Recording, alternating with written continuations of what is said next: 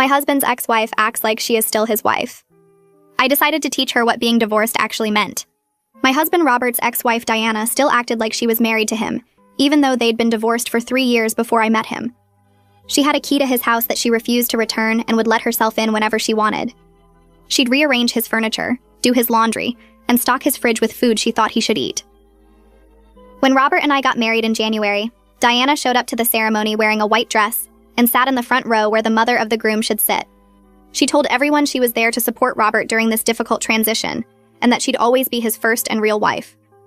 She actually stood up during the ceremony when the officiant asked if anyone objected, and said she just wanted to remind Robert that their vows were forever, even if the law said otherwise. Robert told her to sit down and be quiet, but she spent the rest of the ceremony crying loudly and telling people around her about their wedding 15 years ago. At our reception, Diana gave a speech no one asked for about how she'd shaped Robert into the man he was today, and I should be grateful for all her hard work preparing him for me. She said she'd always be part of his life and hoped I understood that some bonds couldn't be broken by paperwork. She actually thanked me for taking care of her husband temporarily while she focused on herself. I was too shocked to respond, and Robert just looked embarrassed but didn't stop her from talking. The day after we got back from our honeymoon, Diana was in our kitchen making breakfast. She said she knew Robert liked eggs over easy on Sundays, and I probably didn't know that yet. She'd used her key while we were gone to clean the house and had thrown away all my things that she deemed inappropriate for Robert's home. She said Robert had specific standards that she'd maintained for 15 years, and she'd help me learn them. When I told her to leave immediately and give me her key, she laughed and said Robert had given her that key, and only he could ask for it back. Robert came downstairs, and instead of demanding the key, he just asked Diana to call before coming over next time.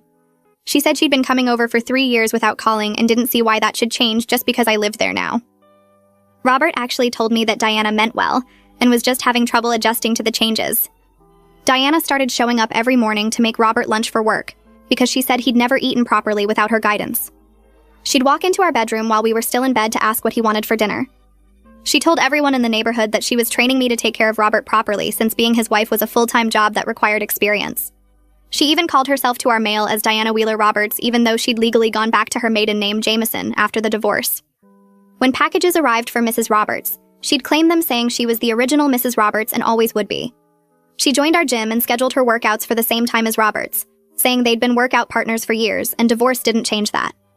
She'd follow us to restaurants and get a table nearby to supervise our dates. She told the servers that she was Robert's life partner, and I was just the current legal wife. She'd send food to our table that she'd ordered because she knew what Robert really wanted better than he did. The breaking point came when Diana threw herself a 15th anniversary party for her and Robert's defunct marriage. She sent invitations to all their old friends saying she was celebrating their enduring bond that transcended legal status. She'd rented a venue and hired a band and expected Robert to attend as her date. She told me I could come as a guest if I wanted to see how real marriages were celebrated. That's when I decided Diana needed to learn what being divorced actually meant. I started by changing all the locks on our house and installing a security system that would alert police if she tried to enter. When Diana showed up with her key the next morning, she couldn't get in and had to stand outside ringing the doorbell. I answered in my robe and told her Robert was busy with his wife, and she'd need to make an appointment if she wanted to see him. I then called every vendor for her anniversary party and canceled everything, explaining that Diana was confused and thought she was still married to my husband. The venue was sympathetic and refunded her deposit to Robert since she'd used his credit card without permission. The band was horrified to learn they'd been hired for a divorced woman's fake anniversary and agreed to cancel. I sent messages to everyone invited explaining that Diana was having difficulty accepting the divorce, and we were concerned about her mental state. Next, I went to the gym and changed Robert's membership to a different location, telling them his ex-wife was stalking him. They banned Diana from all their facilities for harassment. I did the same at every restaurant we frequented, explaining that his ex-wife was following us and disrupting our meals. They all put her photo on their do not serve lists. The real consequence came when I contacted Diana's boyfriend that she'd been dating for 6 months. I found his number through mutual friends and called him that evening. He answered on the third ring, and I introduced myself as Robert's wife. There was a pause before he said he knew who I was because Diana had mentioned me a few times. I took a breath and told him I needed to talk to him about Diana's behavior because he deserved to know what was really going on. I explained everything. How she'd been letting herself into our house with her key for months even after we got married. How she made Robert's lunches every morning and walked into our bedroom while we were still in bed. How she threw herself a 15th anniversary party for her marriage to my husband that ended 3 years before I even met him. How she followed us to restaurants and told servers she was Robert's real-life partner. How she used mail with a hyphenated name even though she'd legally changed it back after the divorce. He went completely silent. I counted the seconds in my head and got to 30 before he spoke again. His voice was different now, tight and controlled. He asked if I had any proof of what I was saying. I told him I'd send it right away and asked for his email. He gave it to me, and I heard him breathing on the other end of the line while I pulled up my phone and started attaching files. I sent photos of the mail addressed to Diana Wheeler Roberts. Screenshots of the anniversary party invitation with its language about their enduring bond that transcended legal status. Photos I'd taken of her standing in our kitchen that Sunday morning after the honeymoon. Documentation from the gym about changing Robert's membership because of her stalking. Emails from the restaurants confirming they'd banned her. Credit card statements showing she'd charged thousands of dollars for the party venue and band to Robert's card without permission. I heard his phone ping as the email arrived. He said he'd look at everything and call me back. The line went dead. 2 hours passed. I sat on the couch with my phone in my lap while Robert made dinner. He asked what I was doing, and I told him I'd contacted Diana's boyfriend. His face went pale, and he asked why I would do that. I said because Diana had been lying to both of us, and her boyfriend deserved to know the truth about who he was dating. Robert looked like he wanted to argue but didn't know what to say. My phone rang. I answered, and Diana's boyfriend started talking immediately. His voice shook with anger. He said he'd looked at everything I sent, and he had no idea any of this was happening. He thought Diana was over her ex-husband. He thought she was ready to move forward with her life and build something new with him. But now he realized she'd been lying to him for their entire 6-month relationship. Every time she said she was running errands, she was probably at our house. Every time she said she was meeting a friend, she was probably following us to restaurants. Every time she talked about her past marriage like it was ancient history, she was planning anniversary parties and using hyphenated names. He said he felt like an idiot for not seeing it. I told him he wasn't an idiot and Diana was good at hiding things. He said he was going to confront her tonight. He thanked me for telling him the truth even though it clearly hurt him to hear it. Then he hung up. The next morning, I was in the kitchen making coffee when the security system alert went off on my phone. I pulled it up and saw Diana on the camera feed walking up our driveway. She reached the porch and started pounding on the door with both fists. I turned up the volume on my phone and heard her screaming. She yelled that I'd ruined her life, that I'd destroyed her relationship, that I had no right to interfere in things I didn't understand. She demanded that Robert come out and explain why he was letting me do this to her. Her face was red and her hair was messy like she hadn't slept. Robert came downstairs and stood beside me looking at the phone screen. His mouth hung open. I called the police non-emergency line while Diana kept pounding. The operator answered, and I explained that my husband's ex-wife was at our house refusing to leave, and we had a security system recording everything. The operator said they'd send an officer to document the incident. Diana screamed for another 5 minutes before she finally stopped and walked back to her car. Robert just stared at the screen. He said he'd never seen her like that before. I said that's because he'd never told her no before. That afternoon, my phone rang with a number I didn't recognize. I answered, and a woman's voice said this was Natalie, Robert's sister. My stomach dropped. She said Diana had contacted her that morning claiming I was abusing Robert and isolating him from people who cared about him. Natalie said Diana was very upset and very convincing. I asked Natalie if she wanted to come over and see the truth for herself. There was a pause. Then she said yes, she'd like that. She arrived an hour later with her husband Dimitri. I invited them in, and Robert looked surprised to see them. Natalie hugged her brother and asked if he was okay. He said he was fine. I pulled out my laptop and opened all the folders I'd been keeping. I showed them everything. Photos of Diana in our house that first Sunday after the honeymoon. Screenshots of her text to Robert asking what he wanted for dinner. The anniversary party invitation. The credit card statements. Documentation of every gym visit where she'd shown up at the same time as Robert. Photos of her sitting at nearby tables during our restaurant dates. The mail with the hyphenated name. Natalie's face changed as she scrolled through everything. She put her hand over her mouth. Dimitri leaned over her shoulder and his jaw tightened. Natalie looked at Robert and asked why he never told her any of this. Robert shrugged and said he didn't want to cause problems. Natalie said this was a huge problem and he should have said something years ago. She turned to me and apologized. She said Diana had always seemed a bit possessive, but she had no idea it was this extreme. She said if she'd known, she would have stepped in sooner. Natalie and Dimitri stayed for dinner. Dimitri talked to Robert in the living room while Natalie helped me cook. I could hear Dimitri's voice through the wall. He told Robert that his passivity had enabled Diana's delusions and put our marriage at risk. He said no real friend would accept this behavior from an ex-spouse.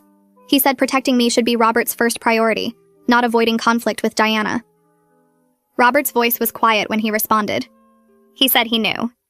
He said he was so used to Diana's controlling behavior from their marriage that he didn't know how to stop it. He said when they were married, Diana made all the decisions, and he just went along with everything because it was easier than arguing. He said after the divorce he felt guilty because Diana didn't want to end the marriage, and he did. So when she kept coming around, he told himself she just needed time to adjust. But now he saw that he'd made everything worse by not setting boundaries. Dimitri said Robert needed to change that starting now. Robert said he was ready. 3 days later, Robert came home from work looking shaken. He said Diana had shown up at his office that afternoon crying. She'd gone to his coworkers and told them I'd turned him against her and stolen her life partner. She said I was controlling and manipulative, and they needed to help Robert see what was happening. His boss had called him in to discuss the situation. Robert said his boss was concerned about the disruption and asked what was going on. Robert finally stood up for himself.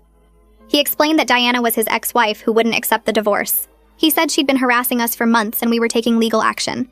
His boss was sympathetic. He said he'd had no idea Robert was dealing with this. He called security and had them escort Diana out of the building. He told security that Diana was not welcome on the property, and if she came back, they should call the police. Robert said it felt good to finally say it out loud to someone besides me. I scheduled a meeting with Jeffrey Lawson the next week. He was an attorney who specialized in harassment and restraining orders. I brought 3 folders full of documentation. Photos, screenshots, credit card statements, police reports from the morning Diana showed up screaming, statements from the gym and restaurants, everything. Jeffrey spread it all out on his desk and went through each piece carefully. He asked questions about the timeline and took notes. After an hour, he sat back and said we had an extremely strong case for a restraining order. He said the trespassing alone was enough, but combined with the stalking, credit card fraud, and continued harassment after being told to stop, a judge would definitely grant the order. He explained the process would take a few weeks. We'd file the petition, Diana would be served with a temporary order and court date. Then we'd have a hearing where both sides could present evidence. He said I should keep documenting every contact attempt Diana made between now and the hearing. Every call, every text, every time she showed up somewhere we were. He said the more evidence we had of ongoing harassment, the stronger our case would be. 2 days after our meeting with Jeffrey, Robert's phone rang with Diana's boyfriend's number. Robert answered on speaker. The boyfriend said he wanted to apologize for not seeing what was happening sooner. He said he'd ended things with Diana completely. Robert asked what happened when he confronted her. The boyfriend said Diana had a complete breakdown. She insisted that her marriage to Robert was her real relationship and always would be. She said the boyfriend was just someone to pass time with until Robert came to his senses and realized they belonged together. She said their divorce was just a temporary setback, and eventually Robert would understand that their bond was forever. The boyfriend said he felt used and manipulated. He said he'd wasted 6 months of his life on someone who was never really present in their relationship. He said he understood now why we had to take such drastic action, and he didn't blame us. Robert thanked him, and they hung up. Natalie called that evening and said she and Dimitri thought Robert should see a therapist. She said what happened with Diana wasn't normal, and Robert needed help learning to set boundaries. Robert agreed. Natalie recommended Roxana Cheney, a therapist who specialized in codependency and boundary issues. Robert called and made an appointment for the following week. After his first session, he came home and sat on the couch for a long time without saying anything. I asked how it went. He said it was hard. Roxana had asked him to talk about his marriage to Diana, and he realized how much he'd let her control everything. She made all their decisions about where to live, what to eat, how to spend money, who to be friends with. He said he'd been so conflict avoidant that he just went along with whatever Diana wanted because fighting exhausted him. Roxana helped him see that his guilt about the divorce made him enable Diana's intrusions for 3 years. She said being kind didn't mean accepting abuse. She said protecting our marriage would require him to be uncomfortable sometimes, but that discomfort was necessary for growth. Robert said he was starting to understand that. Over the next week, Diana tried a new approach. She contacted mutual friends and told them elaborate stories about how I was controlling and abusive. She said I was keeping Robert prisoner in his own home. She said I'd isolated him from everyone who cared about him. She said Robert was too scared of me to ask for help, but she knew he needed rescuing. But Natalie had already reached out to these friends with the truth. She'd shared some of the documentation with their permission. Most of them were horrified by Diana's behavior. They said they'd always thought Diana's attachment to Robert was a bit much, but they didn't want to get involved in divorce drama. Now they felt guilty for not speaking up sooner. 2 friends called Robert directly to apologize and offer support. They said if Diana tried to contact them again, they'd tell her to leave them alone. One friend said she'd actually witnessed Diana following us to a restaurant months ago, but convinced herself it was just a coincidence. Now she realized it was part of a pattern and she felt terrible for not saying something. I checked the mail every day after that, waiting for news from the credit card company. Robert had filed a fraud claim the same day I canceled Diana's party, and the investigation took almost 3 weeks. The letter finally arrived on a Tuesday morning. I opened it right there at the mailbox and read that they'd ruled in our favor. They refunded every single charge Diana made for the anniversary party and flagged her account for fraud. The letter said they were sending Diana a separate notice demanding repayment within 30 days and threatening legal action if she didn't comply. I called Robert at work immediately to tell him. He sounded relieved but also worried about how Diana would react. I reminded him that she'd committed fraud by using his card without permission, and these were just the natural consequences of her actions. That evening, I checked our credit card statement online and saw all the charges reversed. Diana had spent over $4,000 on the venue, band, catering, decorations, and a photographer for her delusional celebration.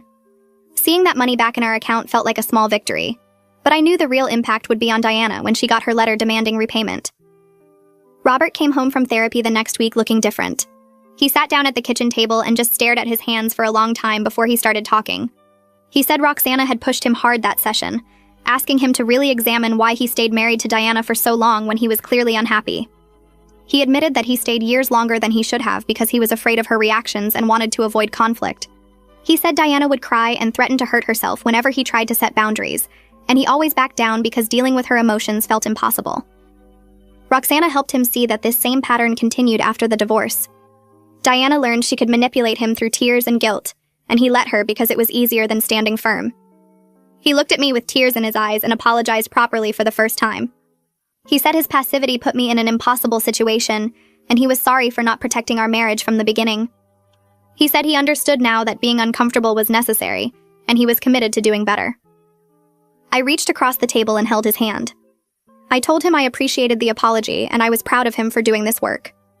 We sat there together for a while, not saying anything, just being present with each other in a way that felt new and solid. The 10-page letter from Diana arrived 4 days later. I found it in the mailbox when I got home from work, addressed to both of us in Diana's handwriting.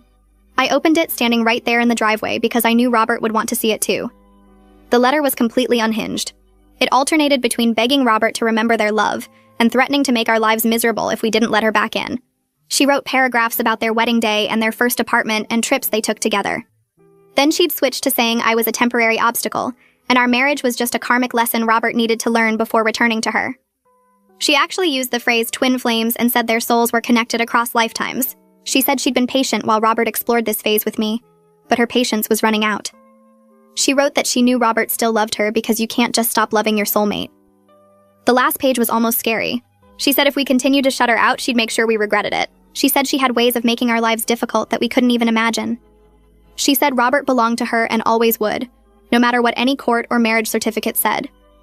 I took photos of every page with my phone and texted them to Jeffrey immediately. He called me back within an hour. He said the letter was perfect for our restraining order case because it showed Diana's complete inability to accept reality. He said the threats at the end were particularly helpful because they demonstrated she posed a genuine risk to our safety. He told me to keep the original letter in a safe place and not to respond to Diana in any way. Jeffrey helped us file for the restraining order 2 days later. We met him at his office and went through all the documentation we'd collected over the past months. He'd organized everything into a timeline showing Diana's pattern of boundary violations over 3 years.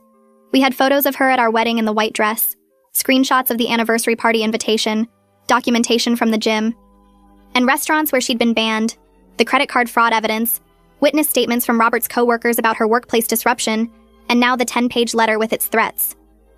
Jeffrey said it was one of the strongest harassment cases he'd seen. We filled out all the paperwork, and Jeffrey filed it with the court that afternoon.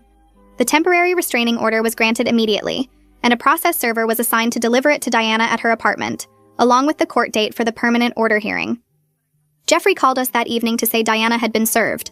The process server reported that she became hysterical when she read the papers. She kept saying there must be a mistake because you can't get a restraining order against someone who's family. She insisted she and Robert were still connected by their marriage vows, and no court could change that. The server said she was still crying and arguing when he left. The temporary order prohibited Diana from coming within 500 feet of our home, Robert's workplace, or any location where she knew we'd be. It also banned all contact, direct or indirect, until the court hearing in 3 weeks.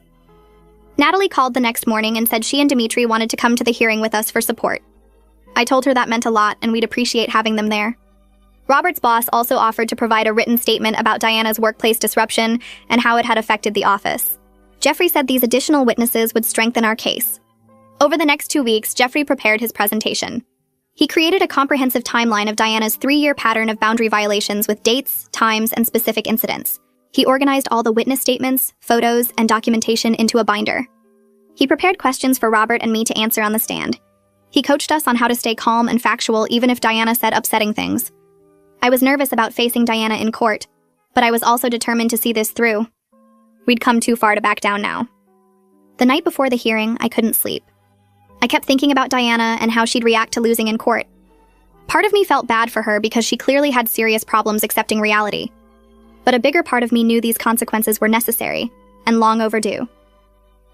The courthouse was busy when we arrived on the morning of the hearing. Natalie and Dimitri met us in the lobby, and we all went through security together. Jeffrey was already inside the courtroom reviewing his notes. We took seats behind the table where Jeffrey had set up his materials. The courtroom slowly filled with other people waiting for their cases. Then Diana walked in, and I almost couldn't believe what I was seeing. She was wearing the same white dress from our wedding ceremony, the exact same dress. She'd done her hair and makeup like she was attending a special occasion. She walked to the other side of the courtroom and sat down alone because she'd decided to represent herself. She kept staring at Robert with this sad smile like they were sharing some private moment. Robert looked straight ahead and didn't acknowledge her. The judge came in and called our case. Jeffrey stood up and began his presentation.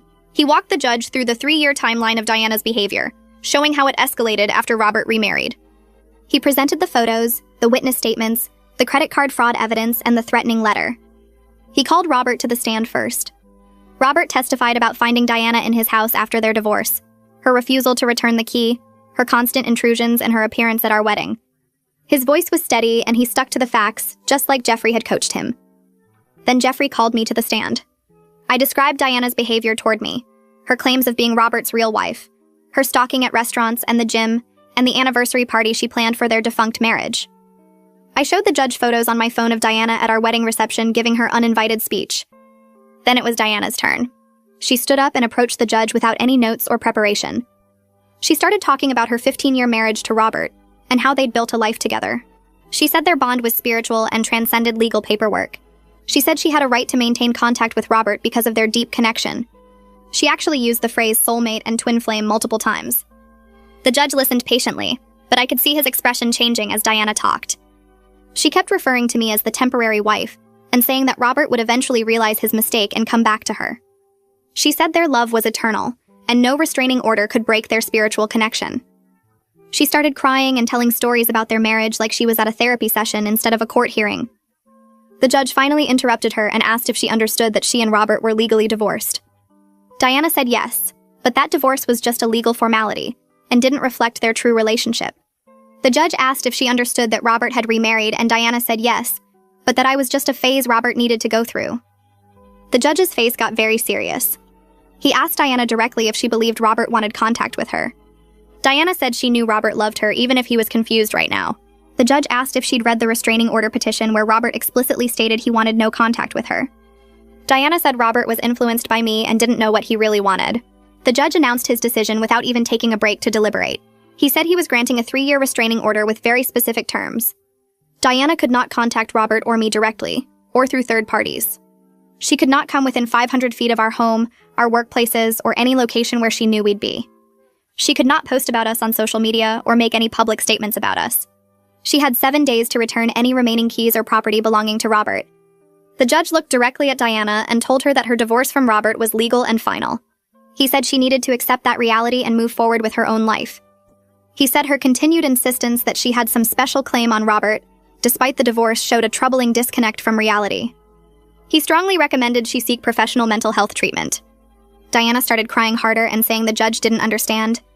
She said their connection was special and unique and nobody could see it except them. The judge said firmly that the court had made its ruling and she needed to comply with the restraining order or face criminal charges. Diana kept crying as the bailiff handed her a copy of the order. We left the courtroom with Jeffrey, Natalie, and Dimitri. I felt this huge wave of relief wash over me. It was finally over. Diana had legal consequences now and she couldn't just ignore them. Over the next few days, we heard through mutual friends that Diana had completely isolated herself. She wasn't answering calls or texts from anyone. Her family had tried to reach out and suggest therapy, but she'd told them that everyone was against her, and nobody understood her special connection with Robert. One friend said Diana insisted the judge was wrong, and the restraining order didn't change anything between her and Robert. I felt this weird mix of relief and sadness hearing about her reaction. I was relieved that we finally had legal protection and clear boundaries. But I also felt sad knowing that Diana was suffering, and seemed unable to accept reality. Robert said he felt guilty sometimes, but Roxana helped him understand that Diana's mental health wasn't his responsibility. He couldn't sacrifice our marriage and my safety to protect Diana from the consequences of her own actions. These consequences were necessary even if they were painful for everyone involved. Robert kept going to therapy every week and started making real progress on assertiveness and boundary setting. Roxana had him practice different scenarios where people might try to manipulate him through guilt. They role-played how to say no firmly without apologizing or explaining himself. He admitted to me one night that he felt lighter, like he'd been carrying Diana's emotions for years, and finally put them down. He said learning to set boundaries was hard, but also freeing. We started doing couples counseling together too, meeting with a different therapist who specialized in marriage relationships. We worked on communication patterns and rebuilding trust. I learned that I'd been holding back some of my feelings because I was afraid of overwhelming Robert. He learned that he needed to be more proactive about protecting our relationship, instead of waiting for problems to get bad before addressing them. The couples counseling helped us understand each other better and build a stronger foundation for our marriage. We were both committed to making this work and doing the hard work necessary to have a healthy relationship. 2 months after the restraining order was granted, Diana tested the boundaries. A mutual friend called Robert and said Diana had asked her to pass along a message. Diana wanted to know if Robert would consider mediation to heal their relationship. The friend said Diana seemed calmer now and maybe we should give her a chance. Robert surprised me by handling it perfectly. He told the friend immediately that any contact from Diana, even through a third party, violated the restraining order. He said if the friend passed along any more messages, he'd have to report it to the police, and she could face charges for helping Diana violate the order. The friend apologized right away. She said she had no idea Diana was using her and she wouldn't let it happen again. She felt terrible for even calling. Robert thanked her for understanding and hung up. I was so proud of him in that moment. The old Robert would have felt guilty and maybe even considered Diana's request. This new Robert protected our boundaries without hesitation or apology. He called Jeffrey to document the violation attempt, and Jeffrey said to keep a record of it, but that one incident through a third party probably wasn't enough to pursue criminal charges. He said if it happened again, we'd have a stronger case. A week after Jeffrey documented Diana's violation attempt through the mutual friend, Natalie called to invite us to a family dinner at her house. She said she wanted everyone together to talk about what had been happening, and her voice sounded serious in a way that made me nervous. Robert squeezed my hand in the car on the way over and told me not to worry, that his family needed to hear the truth. When we walked into Natalie's dining room, Robert's mother was already there along with his 2 brothers and their wives. Everyone looked uncomfortable, like they knew this wasn't going to be a normal family meal.